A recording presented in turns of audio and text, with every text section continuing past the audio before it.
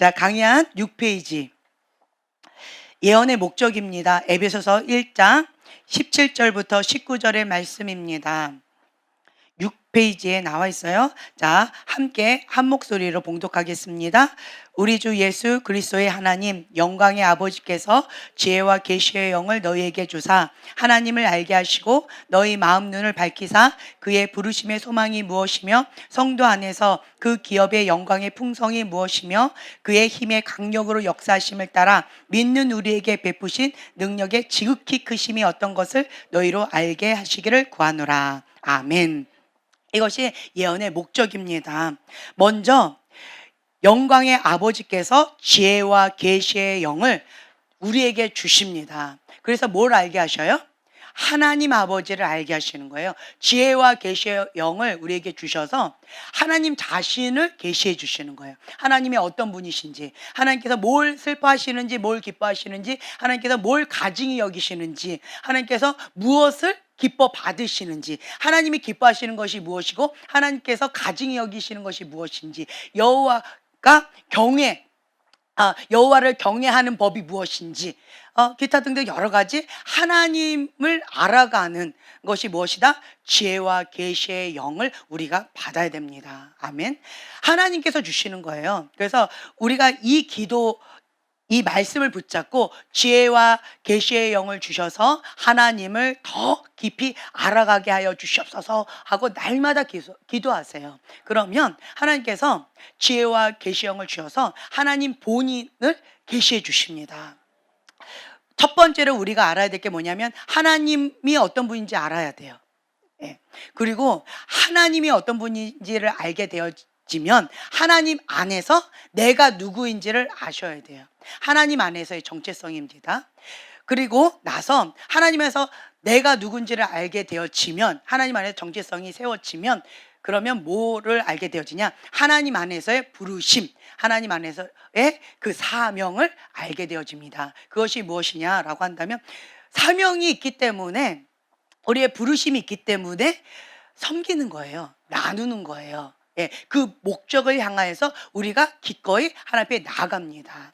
그럴 때 그 사명을 감당하라고 주님께서 사람을 붙여주시기도 하시고 중보자를 붙여주시기도 하고 필요한 것들을 은사나 도구들 여러 기타 등등 재물이든 이런 것들을 붙여주십니다. 사명 감당하라고. 다른 말로 표현한다라고 한다면 첫 번째 하나님을 알아야 된다. 지혜와 계시를 주셔서 하나님 안다. 이거 뭐냐? 하나님 사랑하는 거야. 하나님을 알아가면 알아갈수록 하나님을 사랑할 수밖에 없어요. 하나님을 만나면 하나님을 사랑할 수밖에 없어요. 그리고 두 번째요, 하나님 안에서 내가 누구인지 알면 하나님께서 나를 만드셨어요. 하나님의 형상으로 최고의 걸작품으로 만드셨기 때문에 있는 모습 그대로 나를 받아들이고 사랑하는 법을 배워요. 첫 번째는 하나님은 사랑이고요, 두 번째는 나를 사랑하는 법을 배우게 되어져요. 자, 나를 사랑하는 법을 배웠지요. 하나님 안에서 내가 누군지 알면 나를 사랑하게 되어져요. 그렇게 되어지면 이제 사명을 가지고 그 부르심을 따라 섬기고 나누는 삶을 살게 되어진다라고 말씀드렸죠. 이것이 무엇이다? 이웃을 사랑하는 거예요. 이웃을 사랑하는 것을 실천하는 거예요. 하나님께서 주신 그 사랑으로 섬기는 거예요. 그래서 우리가 먼저 알아야 될 게 뭐냐? 지혜와 계시를 주셔서 하나님을 알게 해주세요 라고 여러분들이 먼저 기도하셔야 돼요. 하나님을 알게 되어지면 하나님은 정말 좋으신 분이시구나. God is so good. 이 고백이 나와요. 그러니까 그리 하실지라도 하나님은 선하신 분이십니다. 그래서 하나님 안에서 자족하는 법을 배워요. 이래도 감사, 저래도 감사. 우리가 부에 처해지면 부한 대로 감사, 가난에 처해지면 가난한 가운데서도 예수님이 계시기 때문에 감사. 그렇죠? 부에 처해져도 주님이 계시기 때문에 감사. 이렇게 하면서 감사, 이래도 감사, 저래도 감사 하면서 자족하는 법을 배우게 되어지고요. 그리고 또한 자족하는 법을 배우게 되어지면 자칫 잘못하면 됐네, 행복하니까 이대로 괜찮지 하고 자칫 잘못하면 안일함에 빠지게 되어져요. 안일함에 빠지게 되어지면 이게 가고 교만, 교만하게 되어져요. 교만이 무엇이냐? 주님을 의지하지 않는 거예요. 겸손이 무엇이냐? 예수님 외에는 방법이 없습니다. 주님이 해답이십니다. 주님 살려주세요. 주님 도와주세요. 주님 함께 해주세요. 그러니까 호흡이에요. 호흡. 기도는 호흡이라고 했죠. 호흡을 잠깐 딱 뗐어요. 10분이라도 뗐어요. 그럼 어떻게 될까요? 나중내예요. 예, 그만큼 어린아이, 갓난아기와 같은 그러한 갈급한 심령으로 예수님 도와주세요. 예수님 사랑합니다. 예수님 나와 함께 해주세요. 라고 하는 것이 무엇이다? 전폭적으로 예수님을 의지하는 게 뭐다? 겸손이에요. 그 반대가 뭐냐? 예수님 없어도 괜찮아요. 예수님 없어도 내 힘으로 해볼 수 있어요. 예수님 없어도 내가 그냥 견딜만 해요. 이것이 무엇이다? 이게 교만이에요. 예. 그래서 자족하는 법은 배우되 겸손한 마음으로 하나님 앞에 갈급한 심령으로 가난한 심령으로 주님 앞에 나아가는 거예요. 그러면 갈급한 심령으로 나아가기 때문에 배가 너무 고프기 때문에 주님이 주시는 거라면 이래도 감사 저래도 감사가 나와요. 그렇죠? 배가 부르면 아무리 최고의 것을 주신다 해도 그냥 뭐 알았어요. 감사합니다. 이렇게 뜰뜨름한 감사가 나와요. 근데 정말 뭐 조그만 거를 주신다 할지라도 내가 너무 배고프기 때문에 그렇기 때문에 가난한 심령 가운데 감사가 나와요. 오늘 오전에 박무사님께서 말씀하셨죠. 감사. 자, 감사는 하늘 문을 연다. 감사 찬양을 해야 된다. 그러니까 우리 아이들을 이렇게 봐도 보면 아무리 주고 주어도 9가지를 줘도 항상 입이 이만큼 나와서 불평하는 아이가 있어요. 네. 이 세상이 내 맘대로 돌아가면 얼마나 좋을까요? 그렇죠? 하지만 그 1%는 내 맘대로 안 돌아가요. 그런데 90%가 내 맘대로 돌아가고 10%가 내 맘대로 안 돌아가는 데서 이미 이만큼 나와서 불평을 해요. 그러면 어떻게 되어질까요? 감사를 잃어버리기 때문에 항상 슬프고 항상 힘겨워요. 인생 내가 왜 살아? 다 나를 싫어해. 막 인생 자포자기한 것처럼 그냥 나락에 빠지는 사람이 있어요. 근데 반대로요. 9가지가 어려운 환경이고 1가지가 감사한 것이 있어요. 그러면 이 사람은 그 1가지를 붙잡아요. 그리고 주님 앞에 감사합니다. 주님 버틸 수 있는 힘을 주셔서 감사합니다. 이거 하나라도 붙잡고 내가 살 소망을 주셔서 감사합니다. 라고 나아가면 어떻게 되어질까요? 예, 이 사람은 자족하는 법을 배울 뿐만 아니라 하나님 한 분만으로 감사합니다. 예수님이면 충분합니다. 라고 하는 그 비법을 배우는 거예요. 이런 사람은 어디다 내놔도 하나님 영광 위에서 귀하게 쓰임받는 존귀한 그릇으로 사용될 수 있는 가능성이 있습니다. 아멘. 네. 그래서 여러분들이 그리 아니하실지라도 예수님이면 충분합니다. 그리고 내가 이 상황에 처했어요. 나는 이걸 원하지 않았어요. 그런데 그런 상황에 있다 할지라도 하나님 앞에 묻는 거예요. 하나님 내가 왜 이런 상황에 처했을까요? 주님 앞에 물으면 주님께서 뭔가 깨닫게 해주셔요. 하나님께서 하신 건 아니에요. 사단이 죄로 인하여서 합법적으로 이렇게 밀가부를 까부르려고 죽이고 멸망시키려고 했지만 하나님께서는 전화위복 시켜주시려고 기회의 문을 주시는 거예요. 그러니까 사도 바울처럼 감옥에 가면 나는 내가 이렇게 복음을 전하고 내가 모든 걸 다 헌신했는데 하나님 나를 감옥에 보내다니요. 이게 말이 됩니까? 라고 불평하고 원망하고 하나님을 저주하면서 그렇게 죽을 수도 있을 거예요. 하지만 사도 바울은 어떻게 했어요? 주 앞에 감사 찬양하면서 감옥에서도 죄수들에게 그곳에 있는 사람들에게 복음을 전할 수 있는 기회를 주셔서 감사합니다 라고 했어요. 감옥에서 나오면 그러면 돌아다니면서 예수님의 이름을 증거할 수 있는 기회를 주셔서 감사합니다. 그러니까 어디에 처하나 감사하는 그 비법을 배웠다라고 자족하는 법을 배웠다라고 하는 것처럼 여러분들이 이렇게 되어지면 이러한 상황 가운데서 하나님의 뜻이 무엇인가? 하나님 이렇게 하면 되겠군요. 감사합니다.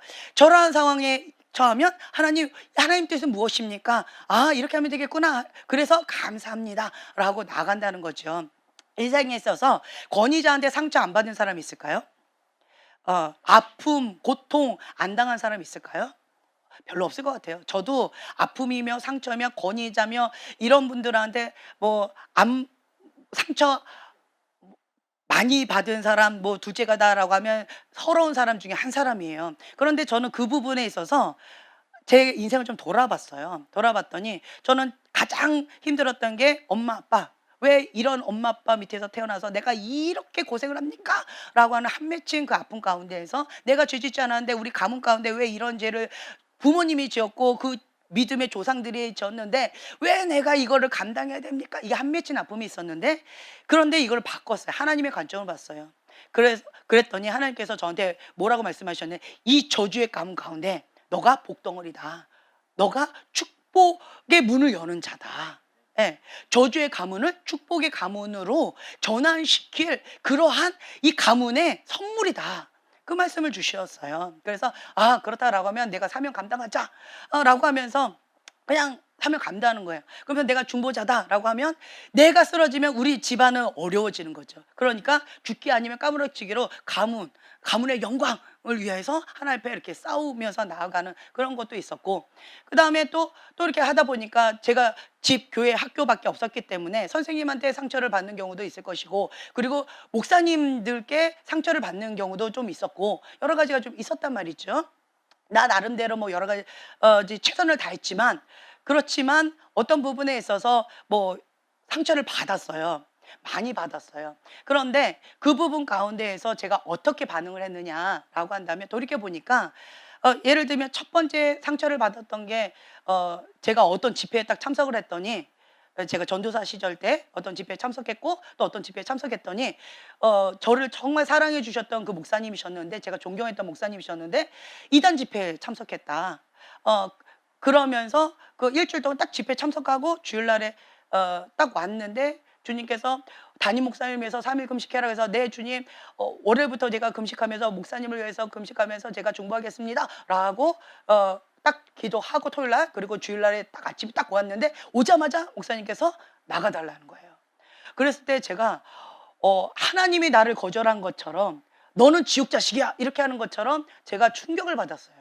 예, 그래가지고 하나님 앞에 나는 버림받았다, 나는 지옥 자식이다 라고 하는 잘못된 그러한 메시지를 제가 받아가지고 한 6개월 동안 정말 멘붕 가운데, 이게 독이 이만큼, 정말 이게 그 풍선 아줌마처럼 독이 이만큼 해서 울퉁불퉁, 뭐 두꺼비 온몸이 이제 그렇게 독이 올라가지고 그렇게 힘겨웠었어요, 6개월 동안. 근데 주님께서 그래도 3일 금식하기로 나랑 약속하지 않았니? 그래서 주님 앞에 내 약속을 했으니까 제가 금식합니다 하고 금식을 했어요. 담임 목사님에서 금식을 했고, 그다음 6개월 동안 이렇게 막, 주님 내가 금식하고 순종했는데 주님 나보고 이렇게 하라는 거 뭐예요 이래요. 그래도 그 교회 옆에 있어가지고 맨날 매주마다 봐야 되는 거예요. 너무너무 힘겨웠어요. 그런데 주님께서 저한테 뭐라고 말씀하셨냐면, 전하 6개월 전으로 돌아가라 라고 하셔가지고 제가 계산을 해봤어요. 6개월 전이 언제지? 했더니 토요일이었어요. 목사님이 나한테 말씀하셨던 날은 주일날 아침이었잖아요. 근데 날짜를 딱 계산해보니까 6개월 전이 토요일 날이었어요. 그때로 돌아가라는 거예요. 그러면 되는구나. 그래서 그날 바로 즉시 주님 앞에 순종을 했어요. 그랬더니 정말 신기해요. 이 독이요, 이 두꺼비같이 이렇게 부었던 독이 쑥 가라앉아 버렸어요. 그리고 정상으로 돌아왔어요. 이제 그렇게 하고 이제 뭐 마무리하고 저희가 이제 한국으로 돌아왔는데, 이제 그런 시간을 이제 제가 가지면서 내가 하나님 앞에 그냥 바른 태도로 어떻게 이렇게 하는 것들을, 마음을 지키면서 이렇게 하는 법들을 좀 나름대로 배웠던 것 같아요. 그리고 또 하나님께서 대놓고 저보고 너는 교만해라고 하셨던 어떤 목사님 계셨어요. 예, 뭐 이렇게 2번 봤나 3번 봤나 했던 어떤 목사님이 집회에 사모함으로 갔는데, 맨 앞자리에 정말 사모함으로 갔어요. 부흥 집회라고 해서 캐나다에서. 그랬는데 뭐 저를 놓고 막 교만하다고 아주 대놓고 막 까시는데, 정말 제가 쉽지 않았겠죠. 그렇죠? 사모하고 왔는데 아주 대놓고 그 전체 집회인데 그렇게 하시니까 마음이 좀 어려웠어요. 근데 그때 제가 어떻게 반응했느냐라고 한다면 하나님의 음성으로 받아들였어요. 불법을 행한 자야, 내가 너를 모른다, 내게서 떠나가라 라고 하는 그 메시지를 저한테 막 주시면서 저한테 이제 교만하다고 그렇게 하셨는데, 제가 거기에서 꼬꾸라졌어요.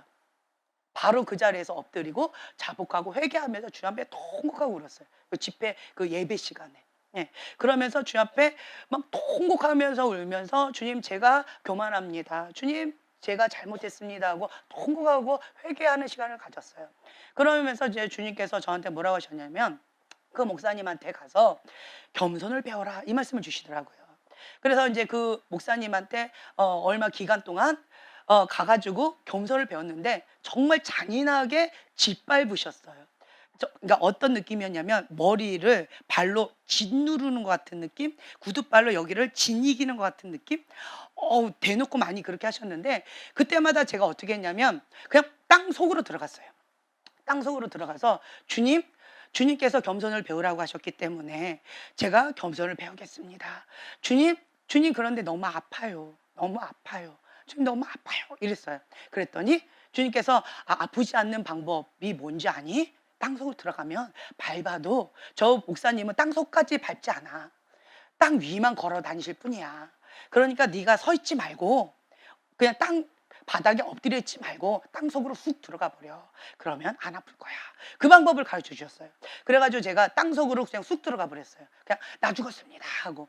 그랬더니 그거를 한 10년 이상을 했나 봐요. 그랬더니 안 아프더라고요. 안 아프더라고요. 그래서 제가 주님 감사합니다. 겸손이 나의 생명줄이다라는 그런 믿음으로 제가 이걸 붙잡았어요. 왜냐? 권위자 밑에 겸손을 배워야 되고요. 권위자 밑에 보호를 받아야 돼요. 그래서 이 내 안에 있는 이 교만함이 그때 말씀드렸죠. 교만함이 여기까지 왔었다고. 근데 이게 이만큼 내려가고 지금은 이렇게 보면 뭐 무릎이나 발목이나 이 정도에서 왔다 갔다 아예 없어지지는 않더라고요. 보면은 좀 없다 그러면은 그 발등 정도 아니면 발목 정도, 조금 많이 왔다 그러면 무릎 정도 아니면 종아리 정도 이 정도 왔다 갔다 하더라고요. 그래서 평생 겸손의 겉옷을 내가 이렇게 생명줄이다라고 내가 복음을 전하고 내가 지옥 가면 안 되잖아요. 그렇죠? 남은 살리고 나는 지옥 가면 안 되기 때문에 겸손의 겉옷을 제가 이렇게 입으면서 주님 앞에 엎드리는 그런 시간을 계속 가고 있고 지금도 마찬가지예요. 그것이 이게 언제였냐면 2005년도였던 것 같아요. 2005년도, 2003년도 그때쯤이었던 것 같은데 그때부터 지금까지 계속 저는 겸손의 겉옷을 입어서 주 앞에 납작 엎드리는 거예요. 누가 권위자가 저한테 뭐라 그러면 그냥 울어요. 주님 앞에 엎드려요. 주님 앞에 울어요. 그리고 말하지 않아요.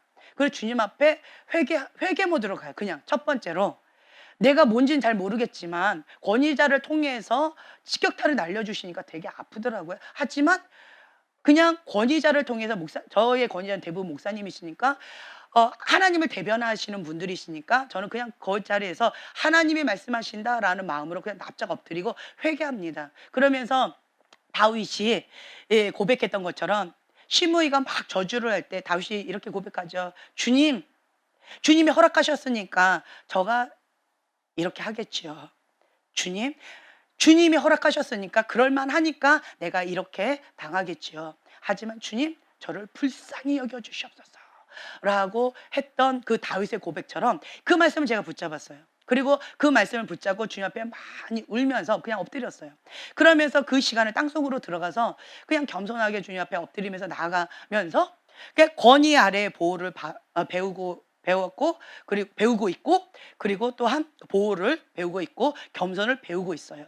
그러면서 내가 하나님 앞에 그냥 겸손하게 나가자. 나는 내가 살기 위해서 주님 앞에 엎드렸을 뿐인데 주님께서는 여호와를 경외하는 법을 저한테 가르쳐 주시고 권위 밑에 보호를 받는 법을 가르쳐 주시고 기타 등등 여러 가지 그냥 덤으로 오는 것들이 참 많이 있더라고요. 그래서 주님 나는 내가 살기 위해서 그냥 땅속으로 들어가서 겸손하게 엎드렸을 뿐인데 주님 덤으로 오는 선물들이 정말 많네요. 주님은 정말 God is so good. 그리 아니하실지라도 그리하실지라도 하나님은 선하십니다. 주님을 신뢰합니다. 이렇게 할 수 있는 건 뭘까요? 불의한 권위자 그 이면에 있는 하나님을 보는 거예요. 하나님은 신실하십니다. 하나님을 신뢰합니다. 하나님께서 나를 이러한 불의한 권위자 밑에 넣으신 분은 하나님이십니다. 이분을 통하여서 이 상황을 통하여서 저에게 말씀하시고자 하는 것이 있겠지요. 뭔가 저에게 배우게 하고 싶으신 것이 뭔가가 있겠지요. 주님을 신뢰합니다. 주님 제가 버팁니다. 그냥 버티는 거예요. 그리고 주님 이 상황 가운데 제가 어떻게 하길 원하십니까?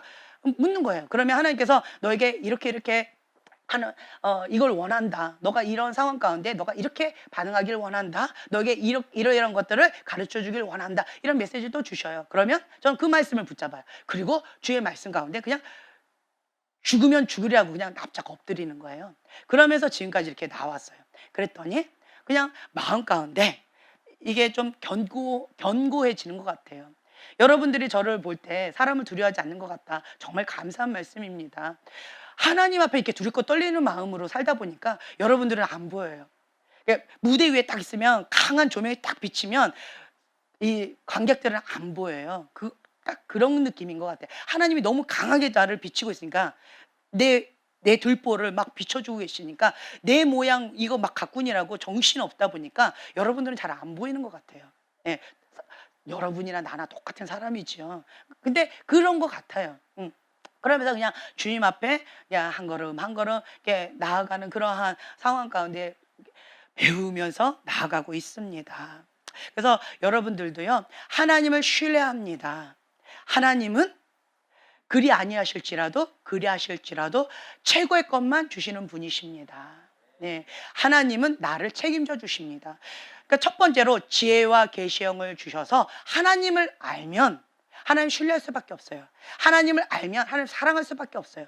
하나님을 알면, 진주를 알면 나의 모든 걸 다 팔아서 진주를 살기 위해서 땅을 사잖아요. 그것처럼 하나님을 알면 나의 전부를 다 걸 수밖에 없어요. 첫 번째, 하나님 알면. 그리고 그 하나님을 알기 때문에 그 하나님 안에서 나를 보는 거예요. 예수님 피값자리인 거예요. 전부를 다 주셔서 나를 사랑으로 품어 안아주시는 거예요. 예전에 제가 말씀드렸던 것처럼 대학교 3학년 때 고슴도치 같은 나를 끌어안으시면서 온몸이 피투성이 되셨는데도 나를 끌어안아 주셨다 했잖아요. 내가 엄마 아빠 미워했던 거 주님 회개합니다 하고 통곡하고, 주님 다시는 나의 죄로 인해서 예수님 아프게 하는 거 나 견딜 수가 없어요. 그것이 나의 고백이었고, 그 이후로 하나님 앞에 하나님이 가증히 여기는 거는 나도 이렇게 하나님이 기뻐하신다, 하나님이 사랑하신다 하는 거는 목숨 걸고 제가 하려고 순종하려고 애쓰고 힘쓰면서 나아가는 그런 시간이 되어졌어요. 왜요? 하나님의 사랑에 빚진 자인 거예요. 그러니까 하나님 안에서 내가 어떤 존재인지를 제가 깨닫게 되어졌어요. 그래서 하나님의 그 사랑을 내가 받아들이고 진리의 사랑을 받아들이는 거죠. 십자가의 사랑을 받아들였어요. 그래서 그 십자가 사랑에 내가 빚진 자 되어졌기 때문에 전부를 다 걸어서 하나님 앞에 나가는 것이고, 그 다음 세 번째, 제가 사명이 있는 거잖아요. 예. 하나님 안에서 나를 아니까 하나님께서 나에게 원하시는 게 있어요. 그 부르심이 있어요. 그 목적이 있는 거예요. 사명이 있는 거예요. 그 사명대로 그때 말씀드렸던 것처럼 나는 할 줄 아는 게 아무것도 없어요. 그냥 가르치는 은사가 있어요. 나는 수학을 가르치는 거 좋아해요. 그러다 보니까 뭐 수학을 배우려고 하는 사람 별로 없고, 예, 그냥 교회에서 그냥 교사로도 섬기고 아니면 학생부도 섬기고, 뭐 나한테 땜빵 하라고, 뭐 여기가 비었어요, 여기가 필요해요, 그러면 가서 땜빵으로 섬기고, 이렇게 땜빵으로 섬기고, 뭐 이렇게 필요하다는 곳에 그냥 섬겼던 것 같아요. 그랬더니 또 이게 또 필요하대요. 그럼 또 그거 갖고 또 섬기는 거예요. 내가 할 줄 아는 그것 갖고.